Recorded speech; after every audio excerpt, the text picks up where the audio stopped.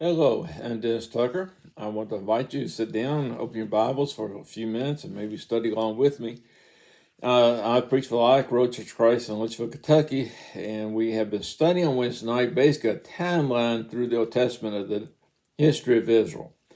And we got into the part of Israel in captivity. And during that time period, after the captivity, that we have the books of Ezra and Nehemiah, which deals with the nation of Israel coming back out of captivity. The first part of Ezra, written about 538, or deals with about 538 BC, whenever the Jews were allowed to go back to the homeland. And Zerubbabel was the leader at that time. He brings back a group. And then a little bit later on, well, about 100 years later on almost, Ezra brings back some people, and he goes back. And so that story there deals with the rebuilding of the temple itself. Then Nehemiah goes back about 444, 446, something like that BC, and it deals with basically the rebuilding the walls of Jerusalem, and also some issues that were developing among the Jews, and primarily one of intermarriage with the people of the land. Well, Ezra fits in that scheme there.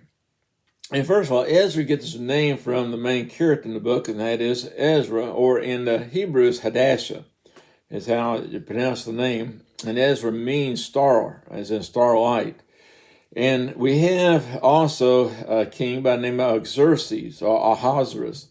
And he was basically the leader of the Medo-Persian Empire this time, probably about 485 to somewhere along that line. This is when this book first starts happening, the events this book is.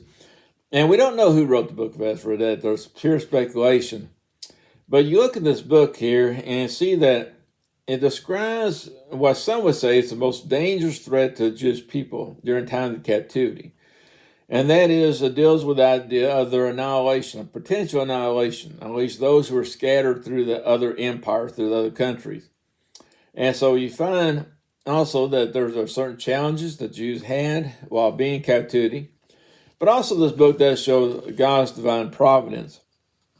And as you look here, we find a number of descriptions of Jews, or we see how the people of the land view the Jews.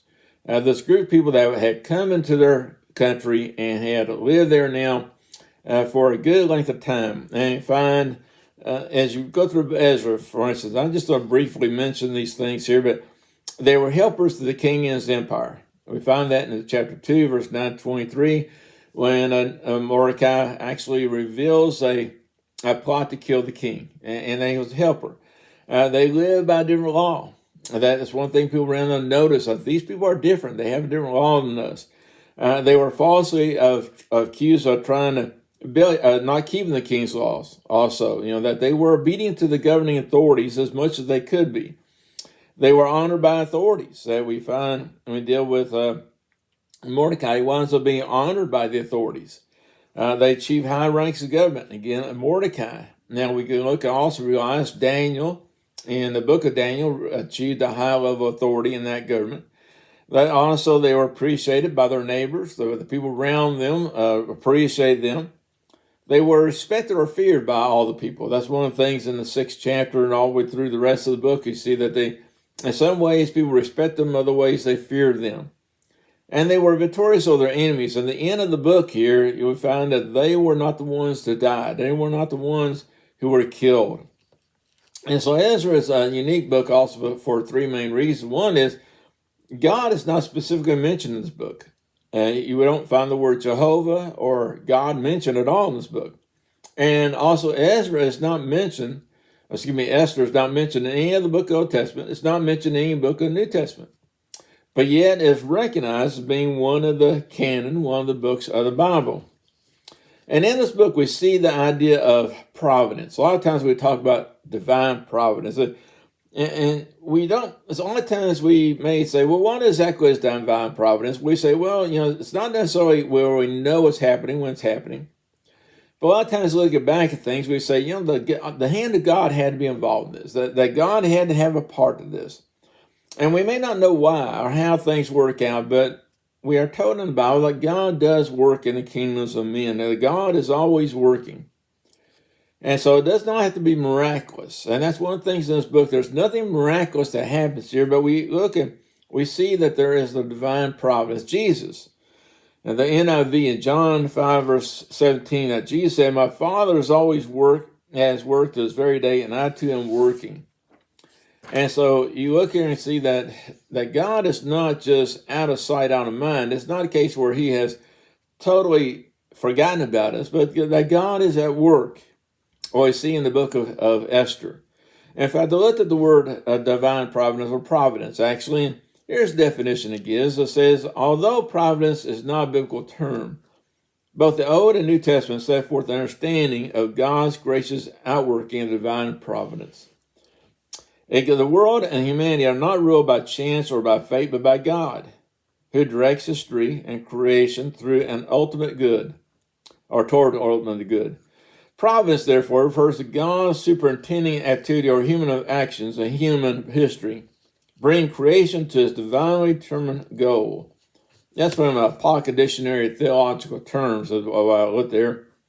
And then, so what we're going to see in this book you're studying, and what we're doing in this lesson, kind of doing a little bit about background, which I'll talk about here, and we're going to go into first, second chapter of Esther in just a minute. But what I see is that God is at work in ways that if I would bring a script to Hollywood and have the story where things work out like they did in the book of Esther, Hollywood directors and producers and writers like that say, you got to be kidding. That works out too good. That just doesn't, things don't work out like that. Well, they do when God is involved. And so we have kind of a backdrop to this here. We're going to talk about the capital Persia, which is Shushan. And that King Xerxes, I said, wrote about 486 to 465 BC. And so this writing here, these events in the book of Esther occur really primarily between Ezra and Nehemiah. And so that's the time period we're dealing with. And as you look in Esther first chapter, as now came to pass in days of Ahasuerus, that's Xerxes, another name for him. This was Ahasuerus who reigned over 127 provinces from India to Ethiopia. And those days, the king Xerxes sat on the throne of his kingdom, which was in Shushan, in a citadel. And in the third year of his reign, he had made a feast for all his officials and servants, the powers of Persia and Media, the nobles and princes of the province being therefore before him. When he showed the riches of his glorious kingdom and the splendor of his excellent majesty for many days, 180 days in all.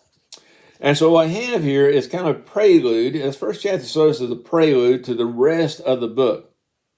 And so here you have the king, and again, history-wise, they say this was probably right before he decided to go after Greece. They starts this campaign to try to destroy Greece or overtake Greece. And that campaign starts favorably, but it ends in disaster for him eventually. But what we find here is that maybe before he starts this campaign, he's going to have this big shindig to impress everybody, to impress all the people, the leaders of these different provinces. So he has to come in, and they have this great feast going on. And it says 180 days. It's hard for us to imagine something lasting half a year, basically, to celebrate the greatness of this reign, the greatness of this king. But that's what he's doing. It shows some of the wealth of this empire this time. And as going through here, though, we have a queen by the name of Vashti mentioned. And we see that as they're having this party, that Vashti has her party, and the men have their party. And the king gives a decree, basically, that they're not under compulsion to drink. Apparently, that normally that when they're king take a drink, everybody had a drink. And so the king's leaving up to individuals if they want to drink or not. But that they're having this party, and he decides, after a while, of course, if you're drinking, bad things start happening. It's kind of like the old adage, tell me anything good that's happening at a beer joint ever.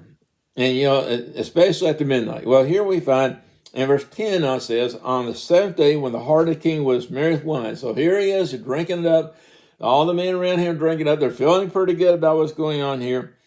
And he gets the bright idea to command to bring his queen over. And so you look here, they send 7 of those eunuchs to go get Vashti. Now, again, she's having her own party over here. And so to bring Queen Vashti, verse 11, to bring Queen Vashti before the king, wearing her royal crown, in order to show her beauty to the people and the officials, for she was beautiful to behold. So he wants to show her off. And again, there's different things that you find mentioned here that there's speculation. Some of the writers believe that basically that he wants to parade her around with his crown on, and that's all she would have on was just a crown. Others that she would be clothed, but as she was, that he's going to show her off to these drunken men. And as you think about Vashti, you may think that obviously he's wanting to show her off, show her beauty. As I said, she was very beautiful. And you kind of think about Vashti sends back word saying, no, I'm not going. Now, you think about that, there could be various reasons. And the one thing about the book of Esther, as you read through it, the writer himself makes very little personal judgments. The writer does not get into the minds of everybody in this necessarily. He doesn't always comment on the morality if this is good or this is bad.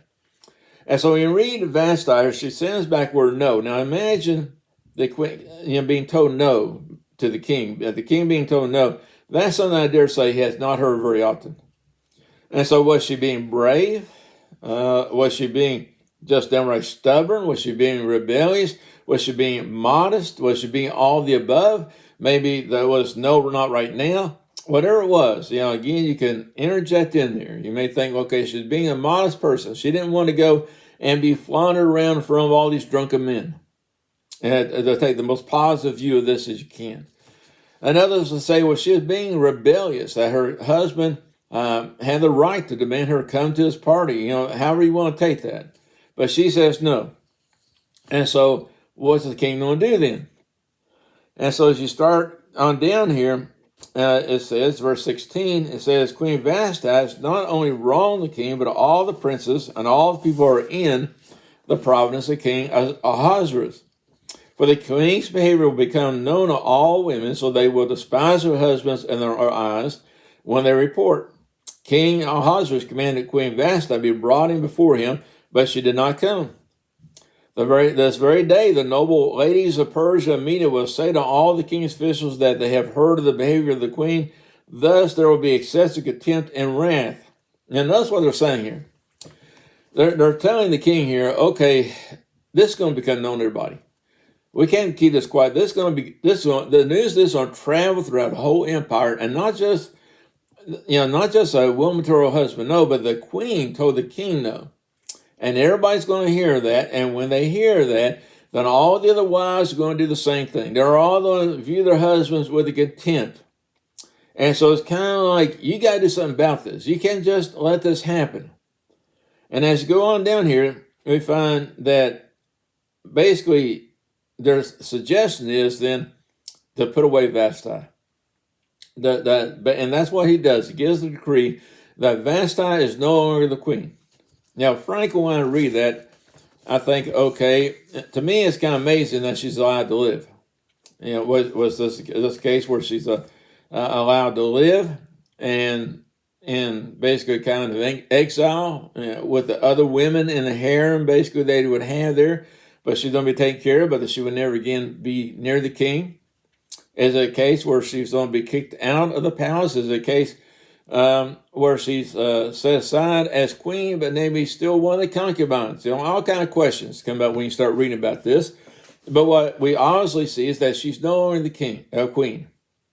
And so that's how the first chapter ends. We have the royal banquet, we have the drunken party, we have the queen saying no to the king, and the king being advised, you can't allow this to stand, you have to put away this woman and not have her as queen anymore. She can no longer be in your presence.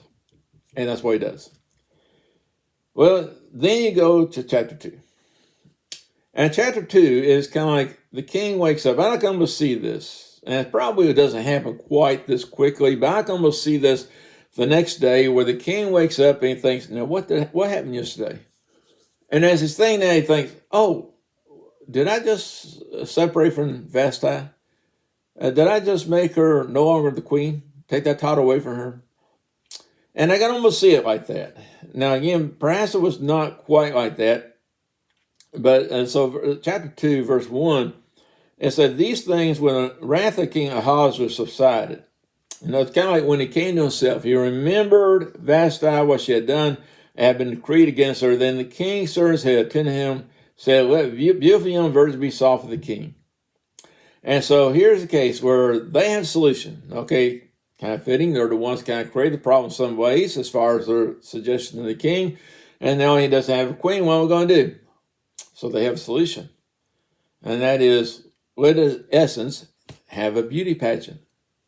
Now, honestly, they don't want Queen Vashti as queen anymore. And it may have been the case because of the law of the Medes and Persians is that once a king made a decree, that was binding. He could not change it. He could not go back and say, I made a mistake and she now could be queen again. He couldn't do that. And some believe that maybe it wasn't quite that binding, but the eunuchs didn't want her to be queen anyway. And so as you look at this here, they say, let there be young ladies come to you. And so and again, as you read through this next part of the chapter, it's hard for us to kind of imagine this today, because in essence what's going on is that they're going to have this beauty pageant, and we're going to round up all these young ladies from the Medo-Persian Empire. And so you look here, and it's verse 3 says, let the king appoint officers in the provinces of his kingdom, that they may gather all the beautiful young virgins to Shushan the citadel, to the women's quarters, under the custody of Hegai, the king's eunuch, custodian of the women, and let beauty preparation be given them. Then let the young woman who please the king be queen instead of Vashti. This thing pleased king, and did so. Now, the last part there does take a genius. If you're the king and somebody suggests, I'll tell you what to do. Let's have a beauty pageant on all these young ladies, get to parade themselves in front of you, and you get to choose the most beautiful one. He's not a dummy. He's not like that idea. Okay, but what's hard to imagine is, again, it's kind of like they're going around rounding up all these young ladies and bringing them into the capital of the Medo-Persian Empire. There's nothing here about this being voluntary. And they're going to do this. And then as you go through this, you're going to see there's a long period actually of beauty preparations. It's not like this is going to be just a week or two. In fact, some believe that from the time of setting aside Queen Vashti to the time of Esther becoming queen, it's about 3 years in between. So there's a long time period involved here. And so, but that's what's going on here. Okay, we're in the process of rounding up all these young ladies for a beauty pageant for the king to choose to be the next queen. Well, then we're introduced to Mordecai. In verse 5, we find some else to think about Mordecai. One is a Jew, and then gives his lineage. He's son of Jair, the son of Shimeah, the son of Cush, a Benjamite. So we find out his Jewish lineage of the tribe of Benjamin and his father and those who were before him. And it goes way ahead and says in verse 6, Cush had been carried away from Jerusalem with the captives who had been captured with Jeconiah, king of Judah, whom Nebuchadnezzar, the king of Babylon, had carried away. So this deals with many years earlier, around 606 or 598 BC, when Nebuchadnezzar came in to Jeconiah. I believe that's going to be 606 BC. And Kish is one of those taken captive with him and waiting to captivity. So Mordecai would have grown up in captivity. He would have grown up in the Medo-Persian Empire, never having been part of the land of Canaan. And as we look on here, we find then we're introduced to Hadassah or Esther. And that is, verse 7, that Mordecai brought Hadassah, that is Esther's uncle's daughter, for she had neither father nor mother. So this is his cousin, is basically what we're saying here. And the young woman was lovely and beautiful. When her father and mother died, Mordecai took her as his own daughter. She's an orphan, and we're not told of the age difference, but obviously it's enough that he is older than her, that he could take care of her. And so he takes her in, and we see one of the few times, by the way, where the physical attributes of a woman are actually described. And that is, she's lovely and beautiful. That she is, we would say today, a looker. She's a pretty young lady. And as we go through this here, then she is obviously one of those selected. Among many others, we had no idea how many people were selected, how many ladies were selected to be in this beauty pageant, as I'm calling it. But we find, okay, you have these young ladies. What's the process going to be involved here? Well, verse 12. It said, each young woman's turn came to go up to King Ahasuerus after she had completed 12 months' preparation, according to regulations for the women, for those were the days of the preparation appointed. 6 months with oil myrrh, and 6 months of perfumes, preparation of beautifying women. So again, in our language today, we would say they're going to get them all gussied up. They're going to get them all looking beautiful. And again, what strikes me about this is that it's not like this is just a month or two later on. It's 12 months. It's a year later. So a whole year of preparation for all these young ladies to get ready to go before the king. But they're not all just going to go like in a line and put themselves right in front of him. Now, again, as I read through this, and this one of the sections that we may say, well, and try to put the most positive spin on it, because, again, the writer of Esther does not comment about the morality of certain things. But here's what happens. Here's, okay, as you go through this here, now, Hegai, which I mentioned earlier, that he is in charge of this here, and verse 9 said, now the young woman pleased him as she obtained his favor, so he readily gave preparations to her besides her allowance. Then 7 choice maidservants were provided for her from the king's palace, and moved her and maidservants to the best place in the house of the queen. Now we're starting to see some of God's divine providence here. I would call it God's divine providence. Maybe you wouldn't. Maybe just say she got lucky. But the fact is, that all these young ladies you have to think were beautiful. However, she stood out for whatever reason to Hegai. And he gives her the best preparation. He gives her the best service. He puts her in the best place. In other words, he elevates her above the others to give her an advantage over the others. And so as you go through, we find that Esther is appointed. Esther is the one chosen. Now, it mentions to us, and as we go through this book here, I'll go through a chapter, that basically, that each young lady was called to go to the king and spend a night with him. Now, it does not specifically say what happened that night, but does take a gene's finger out that what would probably happen.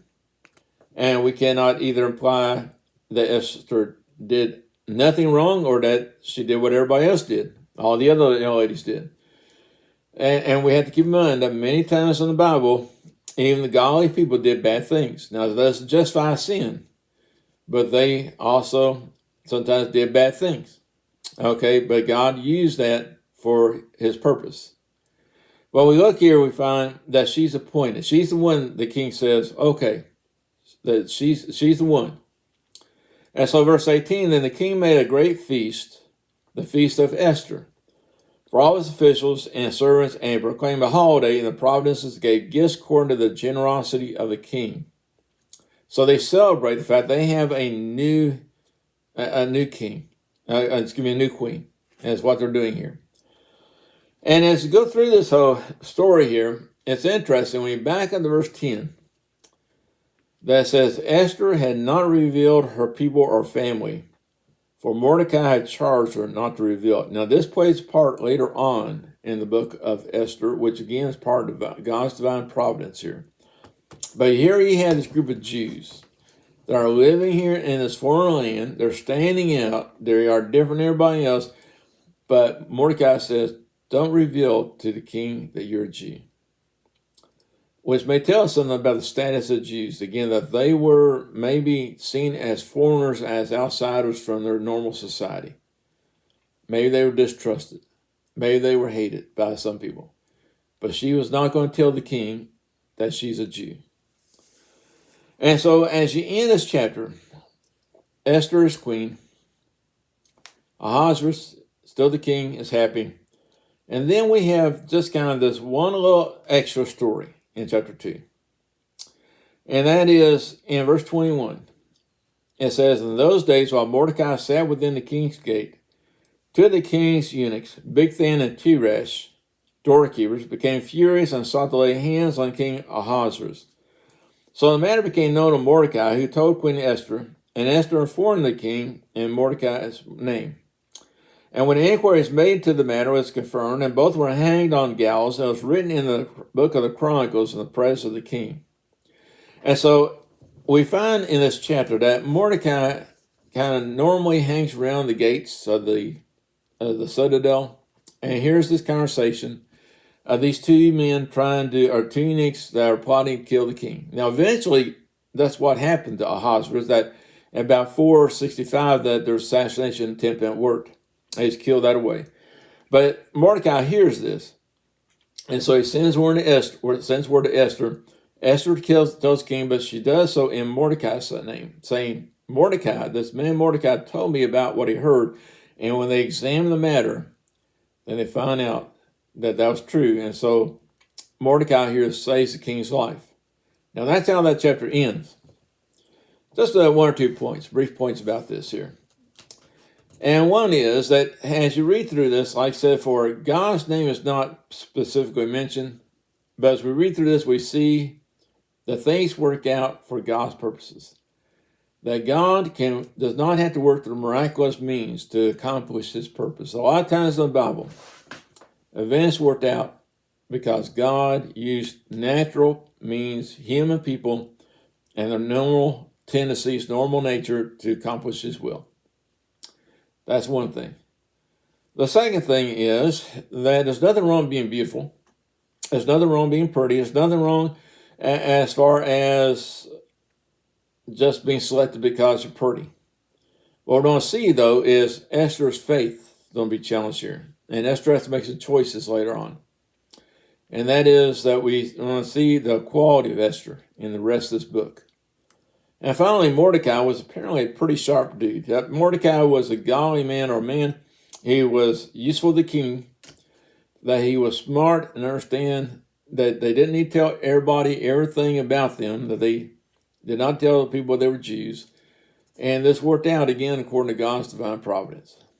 So hopefully you'll continue to watch us and study along with us as we're going through Esther, about 3 more lessons on this here. But I find it really a fascinating book as we read through it. I appreciate you watching. If you can, come be with us at Lilac Road, Church of Christ. Our building is located at 1687 Lilac Road, Litchfield, Kentucky. And our time services Sunday morning at 9:30 by Bible class, at 10:25 worship. Sunday evening, 7 p.m. we have worship, and Wednesday nights at 7 p.m. we have Bible class. Feel free to share this. Also, feel free to hit the like button. And I hope that we will see you sometime soon. Let me know if you have any questions or anything I can do for you. And I hope everybody has a good day.